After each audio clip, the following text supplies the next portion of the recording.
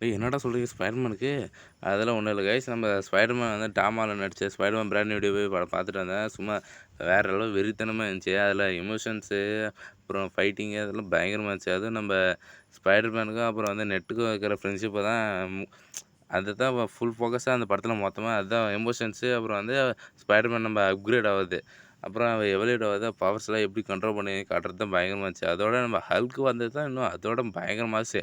அதுவும் full savage Hulk full பவரா வந்ததெல்லாம் பயங்கரம்.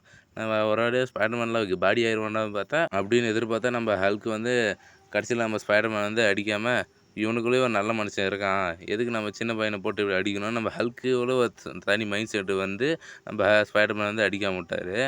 அதே மாரி நம்ம ஸ்பைடர்மேனும் வந்து கஷ்டப்பட்டு போராடி நம்ம ஹல்க்க எப்படியோ கண்ட்ரோல் பண்ணி, ப்ரூஸ் பேனர் வந்து நார்மல் ஆக்கிட்டாரு. அதே நேரத்தில அவரோட எம்ஜேவ அவர் ஸ்பைடர்மேன காப்பாத்தி, நம்ம ஹல்க், ப்ரூஸ் பேனர் வந்து நார்மல் பண்ணி, அப்புறம் வந்து கடைசியில ப்ரோஸ்கியூர் சீல்ல ஒண்ணு வச்சிருப்பாங்க. அதுதான் மரண மாசம் இருந்துச்சு.